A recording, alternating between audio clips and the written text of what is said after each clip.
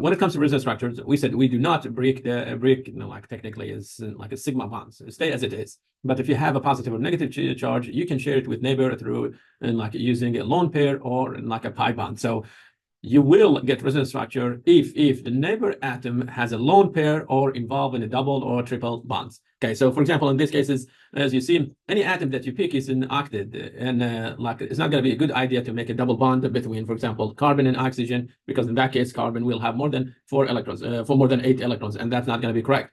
And again, nitrogen is already octet, so it's not going to be looking for another electron. How about this oxygen? Oxygen is octet, so there's no point to make another lone pair double bond here, because if we do it, then we will have 10 electrons there.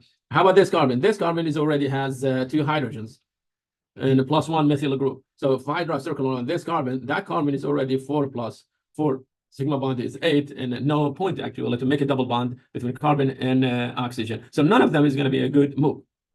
Okay.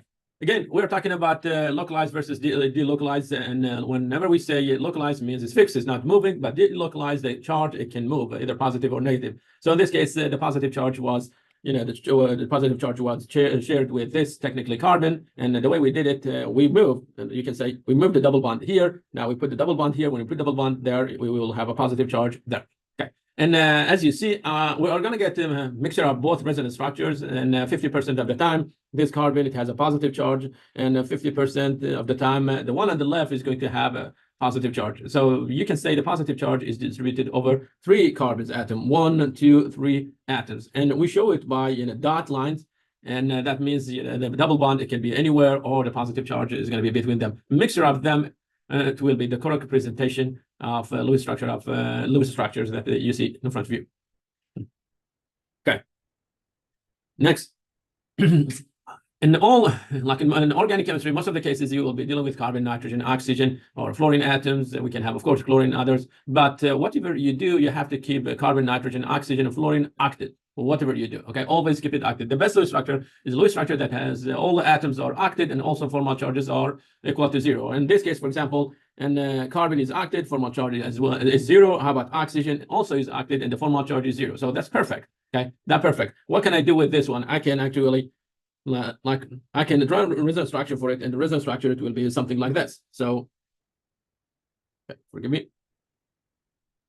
Okay, the resonance structure, okay, it will be this. It will be, we're going to have a carbon, okay, attached to, okay, oxygen, and we move the lone, we move the like those 2 electrons to oxygen. Oxygen already has 2 lone pairs, and you give it 1, so now it has -1 charge. While oxygen, carbon, it will have a positive charge. Which one is more stable? Of course, this, because it has 0 and 0 as formal charges. How about the second one? The second one, oxygen, is already octet, and it has a 0 formal charge.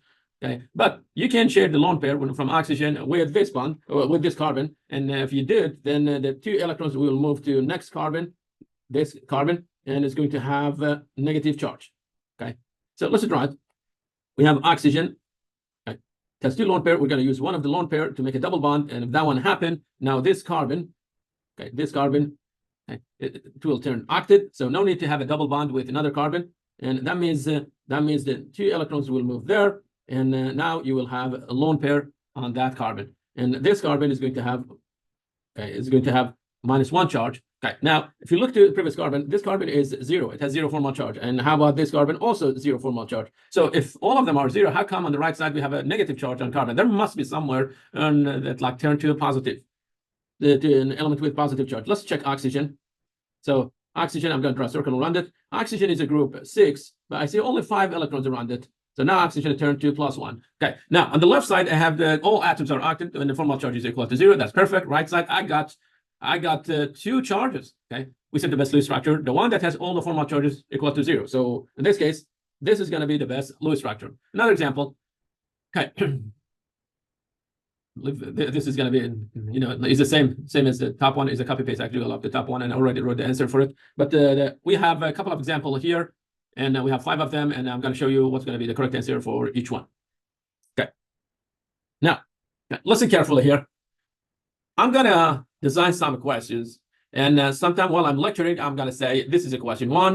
I will draw the Lewis structure for it, and I'm going to ask you, which one is the best Lewis structure? So whenever you see that question, pause the video, choose the correct one, and then whenever you see the question is popping up, then answer it, and after that one, continue the video. Okay, so in this case, what do we have? We have a carbon, okay, carbon. So this is going to be carbon that is attached to 2 hydrogens and is involved in a double bond. And of course, this carbon is going to have 1 hydrogen attached to it. Okay, what else? We have a carbon here, and that it has negative charge. Okay, so that means it has a lone pair. In order to be acted, we need to have 2 more hydrogens.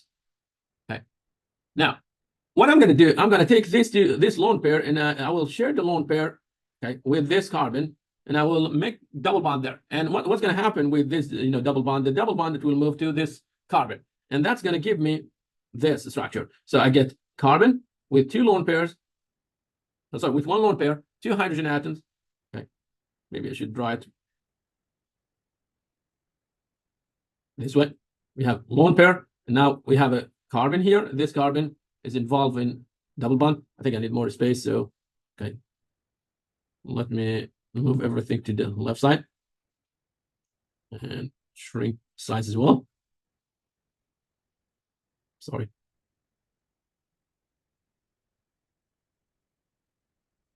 Okay, so we're going to get this. We're going to get carbon that has 2 hydrogen atoms. Will form a double bond. Okay, and then this carbon is attached to another carbon and a hydrogen atom.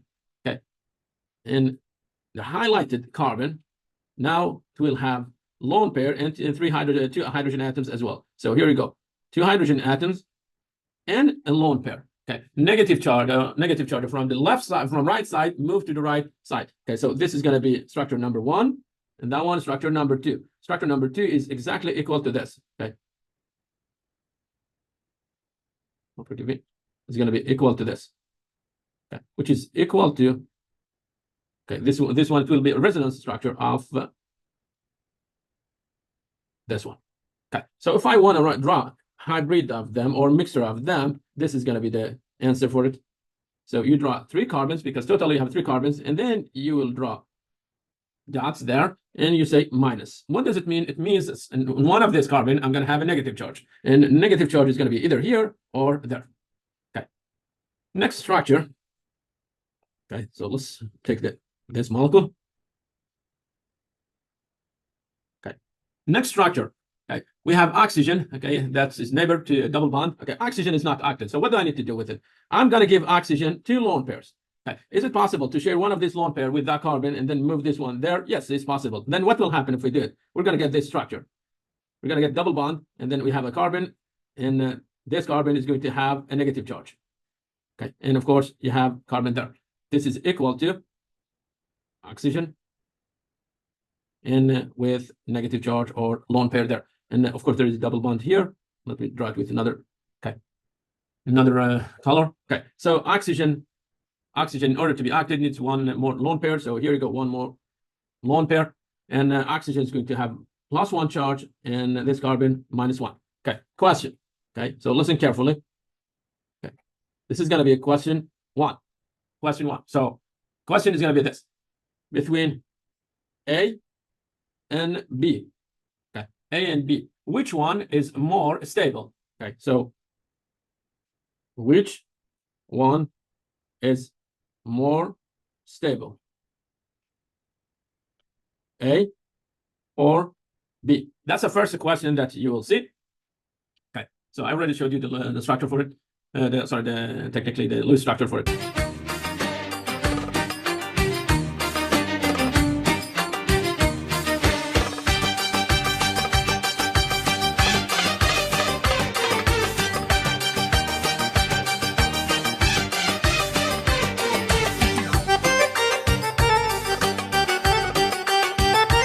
Okay, another example. Okay, now any oxygen that you see must be acted. So okay, the top one is involved with double bond, so we need to give it only 4 electrons. But the bottom one, okay, both of them, my bad, both of them, we need to give them 4 electrons to make them acted. Okay, now is it possible to move this, for example, one of the lone pair here, and then say make a double bond here? No, that's not going to be correct. Why? Because this oxygen is already acted. No need. Okay, no need to accept another electron. But how about this? Can we move this lone pair there and move the the pi bond there? Okay, yes, it's possible. So that's going to give me this structure. I get double bond here, and I will I will leave oxygen with 1 lone pair, and this oxygen is going to have 3 lone pairs. Okay, next formal charge for this oxygen, it will be +1. That one is -1. Okay, well, this one is 0, and that one is also 0. Okay. Okay. Now, another question. Okay. Call this one A, B, and this one, it will be, forgive me. Let me cut this one. That's your second question. Okay, second question. Again, which one is more stable, A or B?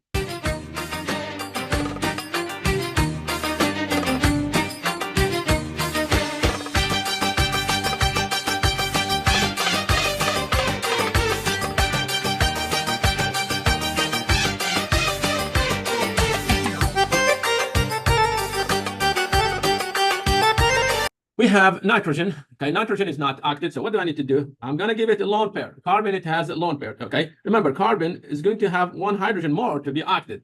Okay, so is it possible to move this lone pair and put it here and then move that one there? Okay, let's see what will happen if we do it. And that's going to give us nitrogen. Okay, nitrogen will get 2 lone pairs, and then it will have a single bond with carbon. Okay, double bond here with this carbon, and then you have that one. Okay, so as you see, double bond used to be there, and now double bond moved here. Okay, so how about the formal charge? Okay, calculate the formal charge for this nitrogen. Okay, but for now I can tell you that this carbon is 0. Okay, what's the formal charge for that nitrogen? Okay, and now the formal charge for carbon here is -1. Okay, while that oxygen, that nitrogen is 0. Okay, so A, B. Okay, third question. Okay. Third question. This is question 3. Okay. Again, which one is more stable? Okay. I'm going to pause here, and I will see you soon. Thank you very much.